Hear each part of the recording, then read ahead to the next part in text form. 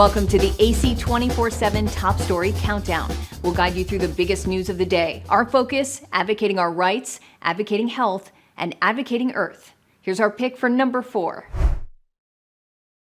I'm doing wonderful, thank you. Courtney McKnight makes dozens of calls every day. I wanted to know if you were familiar with the unwinding period that is happening here in Georgia. A certified enrollment specialist with the Georgia Primary Care Association, she's been getting surprised reactions as she warns Georgia Medicaid recipients that they're at risk of losing their coverage. So my family could, because I have Medicaid for my kids, and I could lose Medicaid for my kids? Is that what you're saying? Yes, ma'am. Everyone has been pretty receptive, and I think it was just everyone was freaking out because the way the information is given, it's like, you're going to lose your benefits. And it's like, no, that you have not lost them. You're not going to lose them if you enroll within your 30 days. According to government estimates, 15 million people will soon lose their Medicaid coverage after pandemic-era protections expired last month.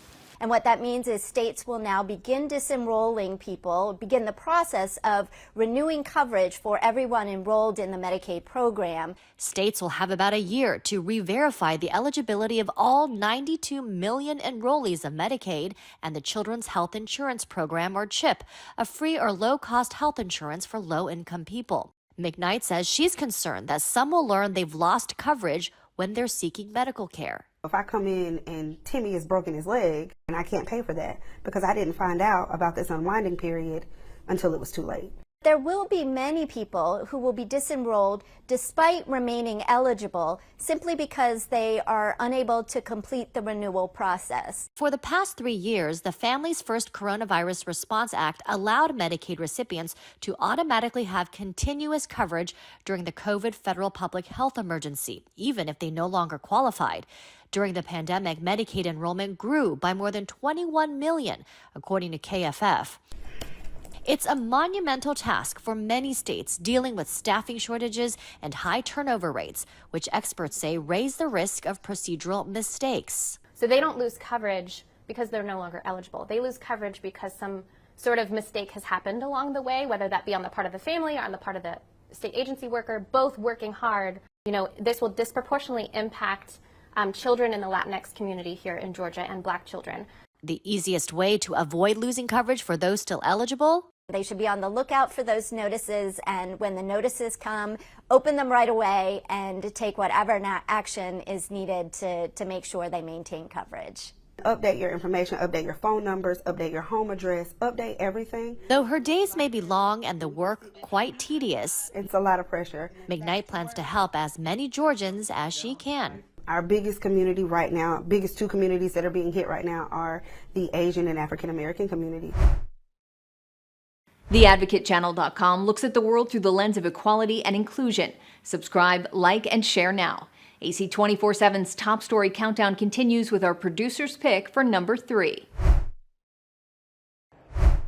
Bonner County, Idaho. Picture perfect, idyllic, a great place to ski or swim or fish, but not a great place to have a baby. I just found out a couple weeks ago via Facebook that my local hospital is shutting down their OB units. Leandra Wright has 6 children, and now she's 5 months pregnant with her 7th. 10 minutes away is Bonner General Hospital, where they've been delivering babies for more than 70 years. But next month, they'll stop. That means when Leandra's new baby is born this summer, she'll have to do this 40-mile drive all the way to Coeur d'Alene. On a good day, it will take 45 minutes. It's frustrating and worrisome. Leandra has a history of fast labors. Her son Noah was born on the way to the hospital. My 5th child was born on the side of the highway. New moms in Bonner County aren't alone. Since 2011, 217 hospitals in the U.S. have closed their labor and delivery departments. In the past year alone, hospitals across the country have stopped delivering babies. Money is one reason. The American Hospital Association points out that almost half of U.S. births are paid for by Medicaid, which has low reimbursement rates. Employer-sponsored insurance pays about $15,000 for a delivery, and Medicaid pays about $6,500. Bonner General says one reason for shuttering their obstetrics unit is because they won't have enough providers certified in neonatal resuscitations.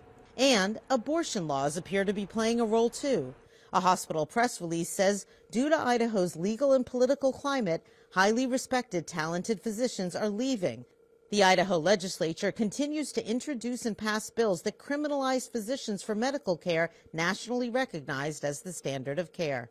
While Bonner didn't specifically name abortion, the state does have one of the strictest anti-abortion laws in the country, banning the procedure almost completely with only a few exceptions. Next month, Leandra's obstetrician will stop seeing her. Even us existing patients will have to find other services. It just really is surreal that it's something I have to worry about. She needs to find another obstetrician and then figure out what she can do to avoid giving birth on the long road to the hospital. Like the Advocate channel on Facebook for the best way to get updates on stories that advocate for equality, justice, our rights, and more. AC 24/7 continues with today's top 2 pick. It's one of the most common complaints from those who fight cancer. Chronic fatigue can linger. Even a decade after they have gone through their cancer treatment. So it's a very significant problem. Registered dietitian and researcher Tanya Orchard with the Ohio State University Comprehensive Cancer Center says this fatigue can have a significant impact on quality of life. Those who have this problem have higher levels of inflammation when we look at their blood. Going off findings from previous research which found fatigue benefits from food, Orchard led a pilot study focused on a small number of lymphoma survivors. The majority felt less fatigue after adopting a personalized diet, gradually adding anti-inflammatory foods, which included omega-3 fatty acids found in foods like fish. We're also looking at foods that contain nutrients like carotenoids, lycopene, beta-carotene, those types of things that have very high antioxidant properties, which can also reduce inflammation. Orchard says B vitamins also help. Those are found in produce like leafy greens and other vegetables. She says 5 servings of vegetables a day is the target, and your plate should be colorful. A serving of dark leafy greens, a serving of yellow or orange vegetables, a serving of tomatoes every day, and then 2 or more other servings of vegetables a day. The White House this morning staring down a new battle over abortion. What you saw by that one judge in that one court in that one state, that's not America. At the heart of the fight, a Trump-appointed federal judge in Texas suspending FDA approval of mifepristone, siding with the anti-abortion groups who questioned the drug's safety. The ruling is on pause for a few more days, but it could put access to medication abortion in jeopardy across the country. It is contrary to what makes for good public health policy to allow courts and politicians to tell the FDA what it should do. The Justice Department quickly filing an appeal and vowing to seek a stay as it winds its way through the courts. At the same time, a federal judge in Washington ruling the FDA must keep the pill available in 17 Democratic-led states, plus the District of Columbia. The competing decisions could set up a showdown at the Supreme Court, 1 year after it ruled a constitutional right to an abortion does not exist. President Biden vowing to fight that decision out of Texas every step of the way. Some Democrats pushing for the FDA to ignore the ruling. I do not believe that the courts have the authority to have the authority over the FDA that they just asserted. And I do believe that it creates a crisis. While Republicans warn against it. The House Republicans have the power of the purse. And if the administration wants to not lead this ruling, not live up to this ruling, then we're going to have a problem. The HHS secretary appearing to leave the door open. Everything is on the table. The president said that way back when the Dobbs decision came out. Every option is on the table.